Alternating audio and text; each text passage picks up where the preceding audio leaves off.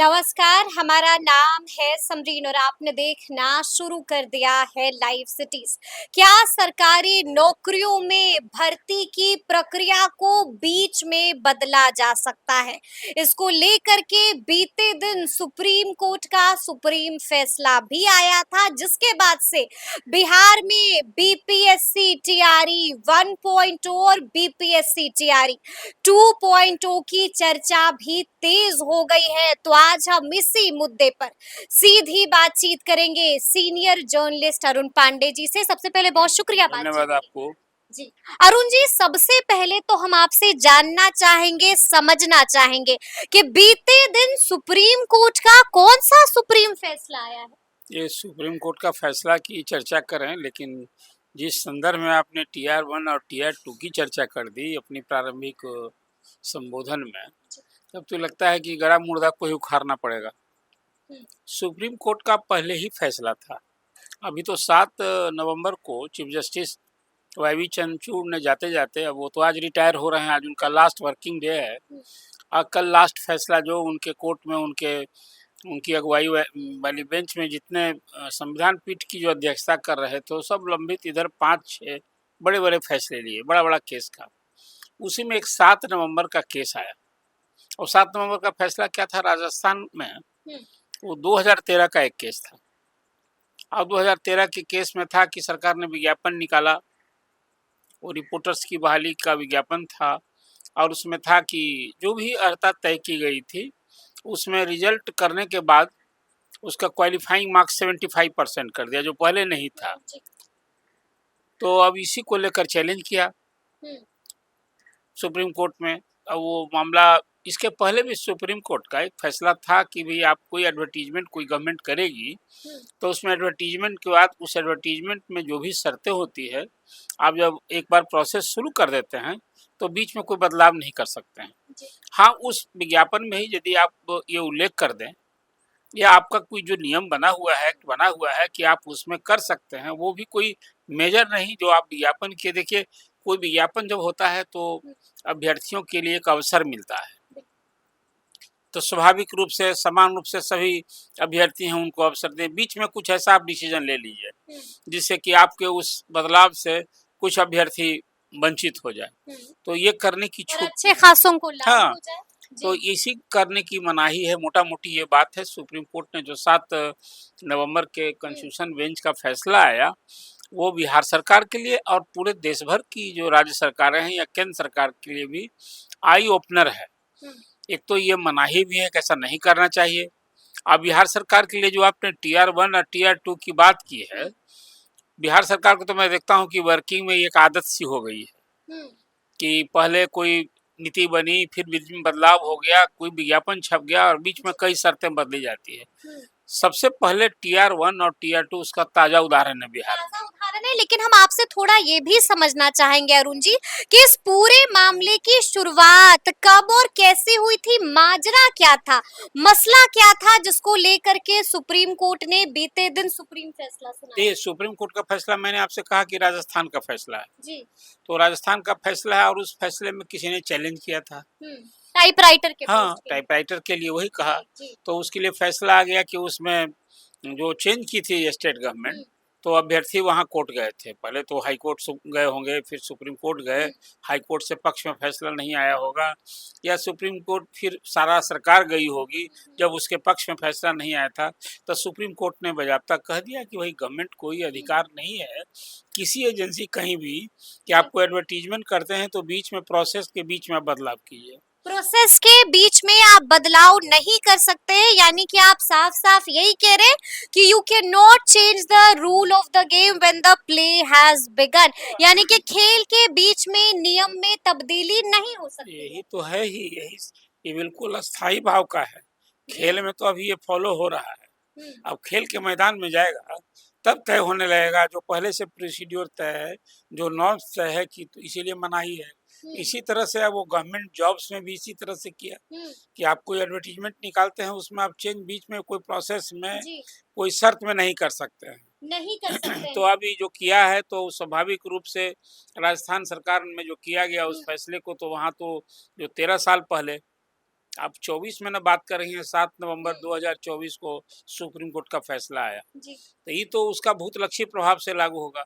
मैंने इसलिए कहा कि सुप्रीम कोर्ट में इसके पहले भी हम्म, अभी तो संविधान पीठ का फैसला आया था, ये मनाही थी और एक हद तक इसको फॉलो भी कर रहा था। हम्म, लेकिन बिहार का जो माजरा है ना, वो थोड़ा-सा डिफरेंट वो ये है जी। कि सुप्रीम कोर्ट के पहले के भी आदेश की अनदेखी हुई। सुप्रीम कोर्ट की मनाही पहले से थी हाँ। कि आपको एडवर्टाइज़मेंट करेंगे तो बीच में चेंज नहीं करेंगे। हम्म, लेकिन टीआर 1 और टीआर 2 में जो हुआ वो खेल, हम्म। उसके पीछे का ध्येय और मंशा पर मैं सवाल नहीं उठा रहा। यानी कि आप ये कह रहे हैं कि इस फैसले का सीधा प्रभाव बीपीएससी टीआरई 1.0 और 2.0 पर पड़ेगा?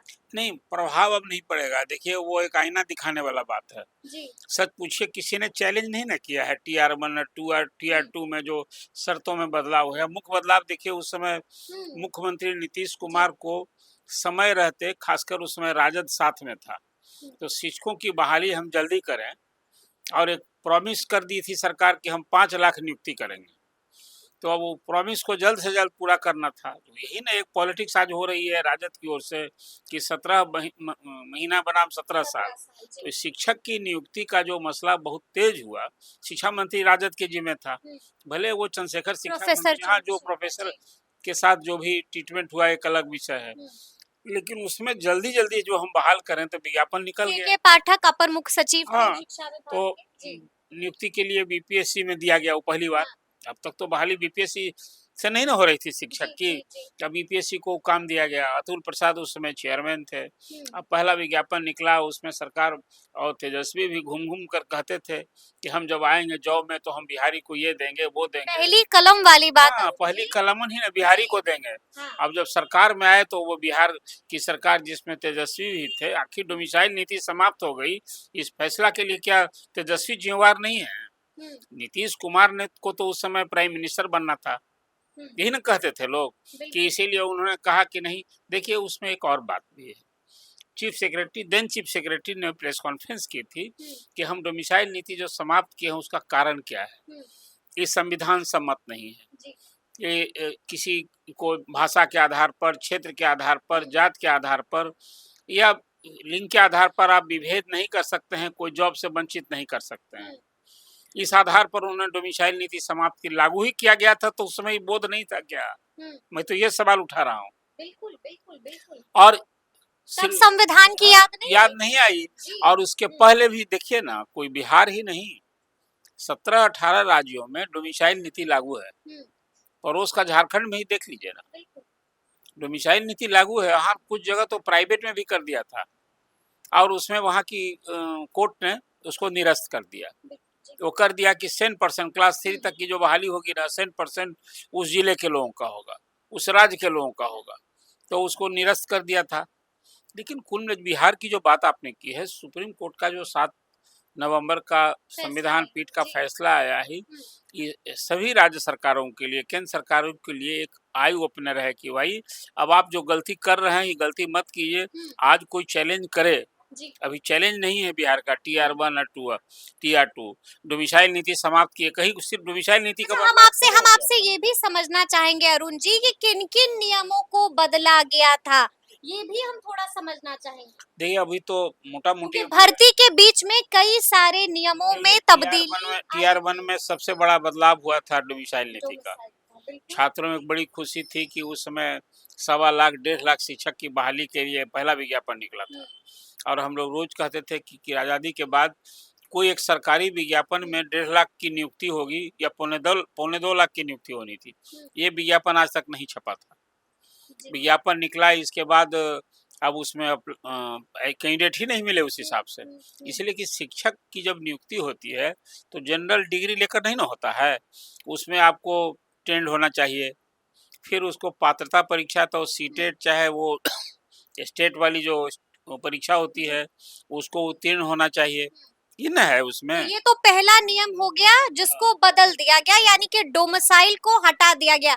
दूसरी तब्दीली अब कौन-सी है? दूसरा आपको याद होगा लैंग्वेज जी, पेपर जो आता है उसमें बीपीएससी टीआरई 2.0 में। उसमें कर दिया कि भाई उसको भी आप पास नहीं, माने क्वालिफाइंग जो हुँ, 30 मार्क्स है ना, पास मार्क, वो भी नहीं आएगा। भाषा की हाँ, अर्हता को हाँ, समाप्त समाप्त कर कर दिया दिया। गया। जी। तो ये बहु मेजर चेंज इसको आप कहिए। आखिर नेगेटिव मार्किंग भी आपको याद नेगेटिव होगा, मार्किंग समाप्त की गई। 24 को परीक्षा थी और 20 को बाद में सब नेगेटिव पता मार्किंग नहीं, को देखिए ये समाप्त कर सब दिया कुछ गया। था कि देखिए अधिक से अधिक हम रिजल्ट ले आवें हम्म, और जल्दी से जल्दी रिजल्ट करें, इसके फेरे में सुप्रीम कोर्ट का जो ये फैसला है ना, हम्म, इसकी अनदेखी होती रही। लेकिन अब इस संजोग कहिए या जी, स्टेट गवर्नमेंट के लिए सुकून वाला था कि किसी ने इसको चैलेंज नहीं किया। इसको चैलेंज किया होता गया होता तो उसकी वैधता पर तो सवाल उठता ही। सवाल उठता, लेकिन अरुण जी सीधा सवाल है मेरा आपसे। हम आपसे जानना चाहेंगे कि अब इस फैसले के आने के बाद क्या होगा जिन लोगों की नौकरियां हो चुकी हैं, जो बीपीएससी टीआरई 1.0 और बीपीएससी टीआरई 2.0 से बहाल है, क्या उनकी नौकरियों पर भी अब खतरा मंडरा सकता है? नहीं नहीं, देखिए हमने अभी कहा कि ये मिरर है। जी, ये जो फैसला आया है ये अभी तो कॉन्स्टिट्यूशनल बेंच का फैसला है, इसके पहले भी फैसला था कि ऐसा नहीं किया जा सकता है, फिर भी किया गया। किया गया। लेकिन बिहार में जो विज्ञापन के बाद जो जी, प्रोसेस में चेंज हुआ, शर्तों में तब्दीली की गई टीआर 1 और टीआर 2 में, हम्म, ये आज की तारीख में आप कहेंगे तो कोई भूतलक्षी प्रभाव से ऑर्डर लागू नहीं हो रहा है। हाँ, सुप्रीम कोर्ट का फैसला पूरे देश भर पर लागू और है। अगर कोई कोर्ट चला जाता है अरुण जी, इसको चैलेंज कर देता है अरुण जी, तब क्या होगा? तब तो नौकरियों पर खतरा मंडराएगा अब भी कोई ना? वैधता की चुनौती करेगा। आप देखिए लार्जर बेंच में आपको याद होगा, जी, अभी यही ट्रेंड वाला डीएलएड वाला ये सब कुछ प्रॉब्लम हुआ था ना सुप्रीम बिल्कुल हुआ। कोर्ट में, जी, जी। और उसमें कोई शिक्षक बिहार में बहाल हो गए थे, हुँ, तो हटाए गए क्या? बिल्कुल जी। सुप्रीम कोर्ट के फैसला आने के बाद स्टेट गवर्नमेंट ने एक डिसीजन लिया कि भाई हमारे यहाँ शिक्षकों की बेहद कमी है, हुँ, तो सरकार को भी एक्ट न करना होता है। कोई सुप्रीम कोर्ट का हाई कोर्ट का फैसला है, उसको इम्प्लीमेंट करने की जिम्मेवारी स्टेट गवर्नमेंट की है। तो शिक्षक नियुक्ति में एक प्रॉब्लम तो ये हुआ था ना एक बार, बिल्कुल हुआ था जी। तो इसलिए कहते हैं कि अभी जो सुप्रीम कोर्ट का ये फैसला आया है मिरर है। मिरर। ये मिरर है कि फ्यूचर में अब ये फिर गलती सरकार न दोहराए।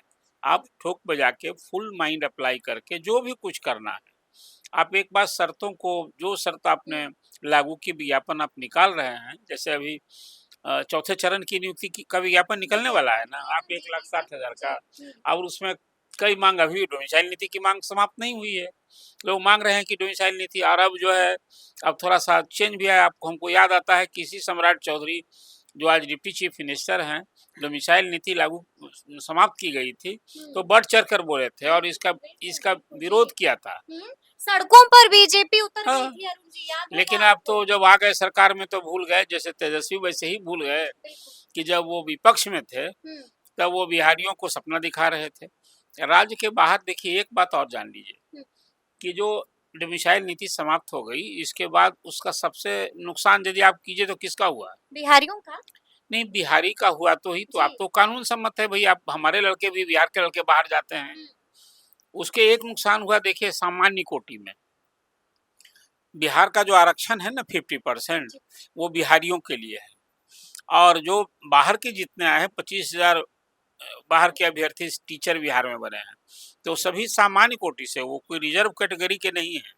चाहे रिजर्व कैटेगरी आरक्षित वर्ग का कोई अभ्यर्थी रहा भी होगा, जी। रहा है, तो यहाँ सामान्य कोटि में वो सिलेक्शन उसका हुआ है, उसको कोई आरक्षण की छूट सुविधा नहीं मिली है। हुँ, तो इसका तो सच पूछिए, जो सामान्य सामान्य सीटें हैं 50%, हुँ। उसमें ना हुआ है। देखिए उस ना अभी, पर प्रभाव पड़ा हाँ, है तो अब और जान देखना लीजिए होगा। जी, अभी तो 10% जी। जो ईडब्ल्यूएस के लिए भी आरक्षण लागू है बिहार में या पूरे देश भर में, वो भी हाई कोर्ट में अभी चैलेंज हुआ है। चैलेंज हुआ। तो हुआ इसलिए कि जो चैलेंज करने लोग कोर्ट में गए, वो कहा कि 10% का जो आरक्षण लागू हुआ है, हुँ, वो 50% का आरक्षण तो उसमें छोड़ते हुए जो बचा 50% सीट बची थी, हुँ, उसमें 10% हुआ है। लेकिन बिहार सरकार जो आरक्षण अभी सुविधा दे रही है 10% ईडब्ल्यूएस को, वो टोटल में काउंट करके दे रही है। हुँ। इसको चैलेंज किया गया है कि कहीं न कहीं जो स्पिरिट है जी। ईडब्ल्यूएस का 10% का, उसको बिहार गवर्नमेंट डिफीट कर रही है। चलिए, चलिए तो अब देखना होगा क्या कुछ होगा आगे-आगे। लेकिन तारीफ बटोरने के चक्कर में आदेशों की अनदेखी तो गुरु हो रही है। तो अब देखना होगा कि आगे-आगे इस मसले में क्या कुछ होता है। तो फिर ये पूरी बातचीत आपको कैसी लगी है? कमेंट करके हमें ज़रूर बताइएगा। तो ऐसे तमाम अपडेट्स के लिए बिल्कुल ऐसे ही हमारे साथ बने रहिएगा और देखते रहिएगा लाइव सिटीज़। बहुत शुक्रिया।